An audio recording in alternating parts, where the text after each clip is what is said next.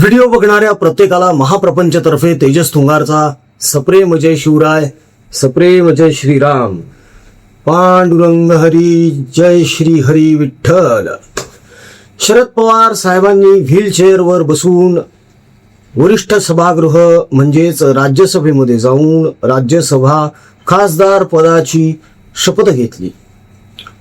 ती शपथ घेत असताना त्यांच्या हातात जो कागद दिला होता शपथ वाचण्याचा, तो देखील त्यांना व्यवस्थित वाचता आला नाही. शिवाय शपथ घेत असताना ते जे काही बोलत होते ते देखील नीटसं कळत नव्हतं. म्हणजेच काय की वार्धक्याने त्यांचं आता बऱ्यापैकी वय झालं असल्याने ते क्षीण झालेले आहे. क्षीण झालेले असले तरीही काड्या करण्याचं काम त्यांनी अजिबातच सोडलेलं नाहीये. खरं तर प्रश्न असा उपस्थित होतो की आजारी असताना, व्हीलचेअरवर असताना राज्यसभेवर जाण्याची हौस कशासाठी होती? हा अट्टहास कशासाठी होता? आपल्याऐवजी एखादा सक्षम उमेदवार तिथे पाठवता येऊ शकला असता यांना, पण नाही, सगळं काही मलाच पाहिजे हा यांचा पहिल्यापासूनचाच घोषा आहे. बरं, राज्यसभेवर जाऊन यांनी काहीतरी सकारात्मक काम करावं अशी सर्वसामान्य अपेक्षा असते किंवा ठेवली होती लोकांनी.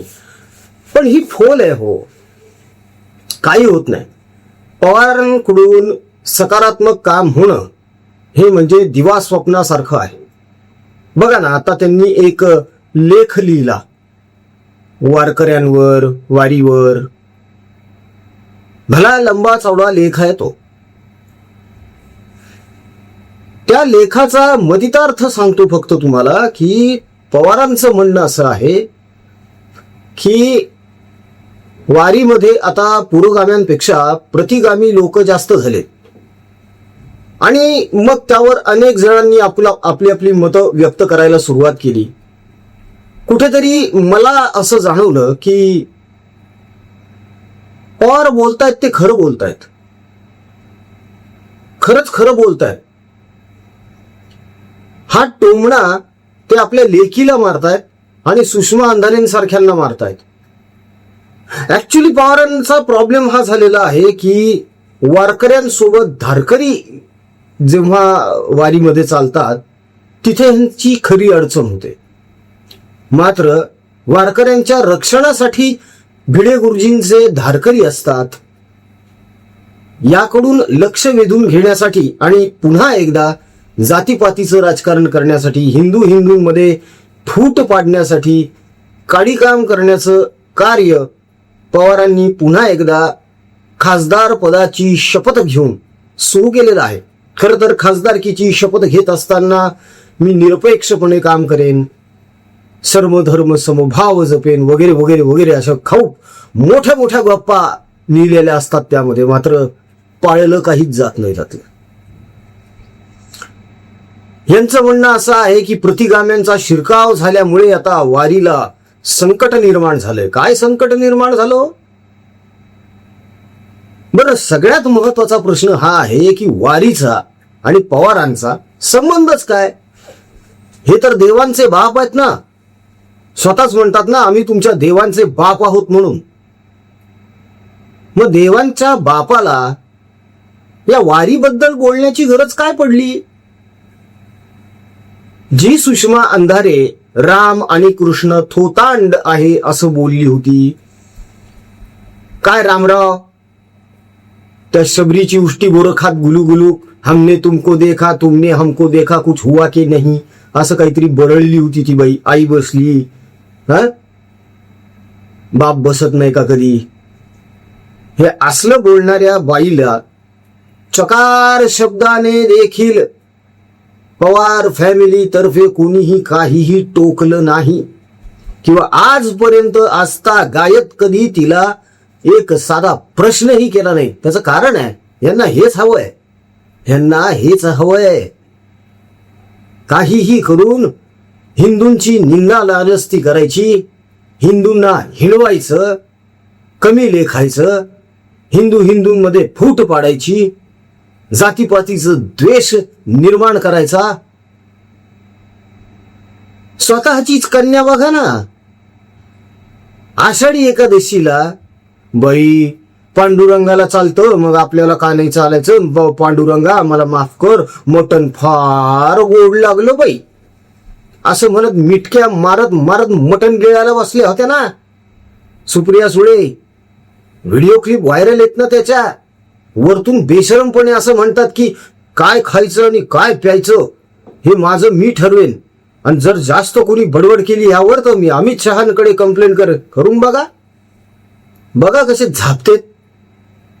शाकाहारी माणसं आहेत ती. अशी दिवसा ढावळ्या डुकरं खाणारी, आषाढी एकादशीला संकष्टीला चिकन मटन खाणारी माणसं नाही आहेत ती. आणि हीच सुप्रिया सुळे जी आषाढी एकादशीला मटणाचा फुक्का झोडते आणि तुळस डोक्यावर घेऊन वारीमध्ये मिरवते, ते पण फक्त फोटो काढण्यापुरतं, व्हिडिओ काढण्यापुरतं. याला काय म्हणायचं पवार साहेब? पुरोगामित्व की प्रतिगामित्व? आता पुढचा मुद्दा. पवार साहेब किती योग्य बोललेले आहेत हे सांगण्यासाठी लगेच बाह्या सरसावून त्यांचा नातू पुढे आला, जो स्वतःला आता पवार घराण्याचा राजकीय वारसदार म्हणून सिद्ध करण्याच्या धडपडीमध्ये आहे. करेक्ट, शेंबडा रोहित पवार. हे शेंबडा हा शब्द आमचा नाहीये, माझा नाहीये. गोपीचंद पडळकर आपल्या भाषणामध्ये वारंवार म्हणतात की हा रोहित पवार शेंबडा आहे. तर या शेंबड्या रोहित पवारने सोशल मीडियावर पोस्टवर पोस्ट लिहायला सुरुवात केली की ज्ञानेश्वर माऊली आणि तुकोबा महाराज यांच्या वाड्यांमध्ये लाठीचार्ज नाही अमकन. अरे तुम्हीच घुसडवलेले, आजपर्यंत कधी असं झालेलं नव्हतं. अचानक कसं काय घडायला लागलं हे? आणि कोणत्या तोंडानं बोलतो रोहित पवार? कोणत्या तोंडानं बोलतात? महाशिवरात्रीच्या दिवशी मटन बिर्याणीचा फुक्का झोडत होते हे यांच्या मित्राच्या हॉटेलवर, आणि त्याची पोस्ट पण यांनी टाकलेली आहे फेसबुकवर. फोटो सकट, बिर्याणीच्या फोटो सकट. कुठल्या तोंडानं बोलतात हे? आणि हे पुरोगामित्व आहे का? महाशिवरात्रीला मटन बिर्याणी झोडणं, आषाढी एकादशीला चिकन मटन खाणं, दगडूशेठ हलवाई गणपतीच्या दर्शनाला जाताना मटण खाऊन जाणं, पवार साहेबच करत होते ना हे पुरोगामित्व आहे का? याला पुरोगामित्व म्हणायचं का?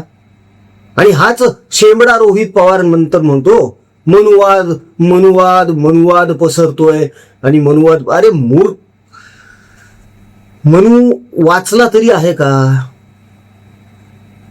मनु कोण होता हे तरी माहित आहे का? मनु हा एक क्षत्रिय राजा होता. मनुने एक संहिता लिहिलेली होती. मनुस्मृती जाळली, मनुस्मृती अशी, मनुस्मृती तशी. वाचली आहे का कधी मनुस्मृती? का न वाचताच बरळणं चालू आहे? मला तर नाही वाटत बॉस यांच्यापैकी कोणी मनुस्मृती कधी वाचली असेल आयुष्यात. म्हणून उगाच समाजामध्ये तेढ निर्माण करायची, मनूचं नाव घ्यायचं, त्याच्या आड लपवायचं आणि आपली राजकीय पोळी भाजायची, हे यांचं षडयंत्र आधीपासून चालत आलेलं आहे. हे काही नवीन नाहीये. 40 वर्ष लागतात यांना रायगड चढायला. भगतसिंग कोश्यारी यांना नावं ठेवत होते हे. अहो पण भगतसिंग कोश्यारी स्वतःच्या पायांनी या वयात सुद्धा चालत चालत रायगडावर गेलेले. यांना पालख्या लागतात, आंबाऱ्या लागतात, रोपवे लागतात. आणि हे पुरोगामित्व सांगतायत, प्रतिगामित्व सांगतायत. काय चाललंय? कुठं चाललंय? बरं, वारीचा आणि पवारांचा खरंच काय संबंध आहे? आजपर्यंत पवारांनी किती वाऱ्या केल्या? किती वारीमध्ये प्रतिभाताई पाटील सामील होत्या? पवार घराण्यातल्या किती लोकांनी आजपर्यंत वारी केलेली आहे? आणि याचसाठी खासदारकीची शपथ घेतलीये का की परत परत असले घाणेरडे मुद्दे काढायचे, समाजामध्ये तेढ निर्माण करायची, विष पसरवत जायचं? पवार साहेब 85 वर्ष वय झालंय आपलं. आता जरा थंड घ्या, शांत राहा. आता जरा बऱ्यापैकी महाराष्ट्र विकासाच्या वाटेवर चाललेला आहे, त्याला जाऊ द्यावा विकासाच्या वाटेवर. त्या वाटेमध्ये काटे पेरू नका. आयुष्यभर आपण हेच करत आलेलो आहोत, त्यामुळेच आपण आजही आजीव भावी पंतप्रधान आहोत. त्याच्या मागचं हेच कारण आहे. आषाढीला मटण खाणाऱ्या बाईला कसा पावेल होतो पांडुरंग? उगाच दिवा स्वप्न बघू नका मुलीला मुख्यमंत्री बनवण्याचं. शक्यच नाहीये हे. आणि रोहित पवार, आपण केवळ 1100 मतांनी निवडून आलेले आहात आणि ते देखील केवळ पोस्टल मतांमुळे निवडून आलेले आहात. आता ही पोस्टल मतं बोगस नाहीत असं कसं गृहीत धरावं? तुम्ही ईव्हीएम वर शंका व्यक्त करता, इतर गोष्टींवर शंका व्यक्त करता. चला आम्ही शंका व्यक्त करतो. रोहित पवार यांना जी पोस्टल मतं पडलेली आहेत ती बोगस आहेत असा जर एखाद्याने दावा ठोकला, काय करणार आहात? चौकशीला सामोरे जाणार आहात? काहीही करून समाजामध्ये तेढ निर्माण करायची, नवीन नवीन वाद उकरून काढायचे आणि त्यावर आपली राजकीय पोळी भाजत बसायची, ही पवार घराण्याची घाणेरडी सवय आहे. हे काय सांगता तो पुरोगामित्व? स्वामी समर्थांवर यांचा तो ज्ञानेश महाराव अर्वाच्य टिप्पणी करतो, प्रभू श्रीरामावर अर्वाच्य टिप्पणी करतो. त्यांचा तो उत्तम जानकर गणपती बाप्पावर घाणेरडी टिप्पणी करतो की 1.5 दिवसाचा गणपती दारू प्यायला म्हणून. कानफटात वाजवला पाहिजे होता त्याच वेळी कोणीतरी. काय चाललंय हे? आणि ह्याला पुरोगामित्व म्हणायचं? पवार साहेब, तुमच्या ह्याच वागण्यामुळे ही असली पिलावळ निर्माण झालीये. आणखी नासधूस होऊ देऊ नका महाराष्ट्राची. थोडं भान राखा. एरवी फार मोठ्या मोठ्या गप्पा मारता तुम्ही. महाराष्ट्राची संस्कृती, महाराष्ट्राचे संस्कार वगैरे हे आहेत का?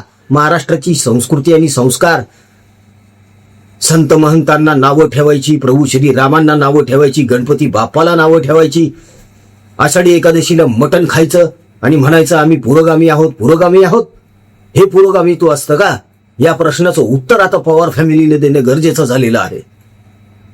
मित्रांनो, मताशी सहमत असाल तर पांडुरंग हरी जय श्री विठ्ठल कमेंटमध्ये नक्की लिहा. जय श्रीराम नक्की लिहा. या सगळ्या प्रकरणावर तुमचं नेमकं काय मत आहे हे सुद्धा अवश्य नोंदवा, कारण हा मुद्दा खूप महत्वाचा आहे मित्रांनो. हा चर्चेला घेणं अत्यंत गरजेचं आहे. तेव्हा जास्तीत जास्त प्रमाणामध्ये हा व्हिडिओ शेअर करा. आपल्या मित्रपरिवारांमध्ये, सगळ्या आप्तेष्टांमध्ये जाऊ द्या हा विषय. प्रत्येकाला यावर चिंतन मनन करणं गरजेचं आहे. आजपर्यंत यांनी हीच घाणेरडी नीती अवलंबलेली आहे पवार घराण्याने. पुढे जाऊन आणखी काय काय करणार आहे देव जाणे. आता तर अधिकृत खासदार आहे, आणखी एक पेन्शन. यांच्या पेन्शनचा पाढा एक दिवस काढावाच लागणार आहे. तो पुढच्या व्हिडिओमध्ये नक्कीच काढू आपण. तुर्तास आजच्या व्हिडिओमध्ये इथेच थांबतो मित्रांनो, परंतु जाता जाता एक छोटीशी विनंती करत आहोत तुम्हाला की गेल्या ओल्या दुष्काळात आपण शेतकऱ्यांपर्यंत अन्नधान्य पोहोचवलं, जिन्नस पोहोचवलं, विद्यार्थ्यांच्या शिक्षणाची सोय केली, कर्कग्रस्त रुग्ण यांच्या औषध उपचार आणि त्यांचे हलाखीच्या परिस्थितीत असलेले नातेवाईक यांच्या जेवणासाठीची सोय केली. आता सुद्धा कोरडा दुष्काळ आहे, भीषण परिस्थिती आहे, अवघा महाराष्ट्र होरपळून निघतोय. तिकडे हॉस्पिटलमध्ये हेलपाटे मारणारे जे नातेवाईक आहेत ना, त्या कॅन्सरग्रस्त रुग्णांचे अनेकांच्या पायात चपला पण नाही आहेत. कल्पना करा, या रणरणत्या उन्हात त्यांचे पाय किती भाजत असतील. खिशात 2 रुपये सुद्धा नाहीयेत चहा पिण्याला. अशा परिस्थितीमध्ये आपल्याला त्यांना मदत करणं अत्यंत गरजेचं आहे. मी आवाहन करतो, माझ्याच्याने जेवढं शक्य आहे तेवढं सगळं मी करत आहे मित्रांनो. मात्र मी कमी पडतोय, म्हणूनच आवाहन आहे, कळकळीची विनंती आहे, आपणास या सत्कर्मामध्ये जे काही योगदान देता येईल ते दिल्या गेलेल्या जीपे फोनपे क्रमांकावर अवश्य द्या. ट्रान्झॅक्शन झाल्यानंतर त्याचा स्क्रीनशॉट काढा आणि तो व्हॉट्सअपवर नक्की शेअर करा. म्हणजे आपल्याला त्याचा ट्रॅक रेकॉर्ड ठेवता येईल, त्याची डिजिटल पावती बनवून ती तुमच्यापर्यंत पोहोचवता येईल.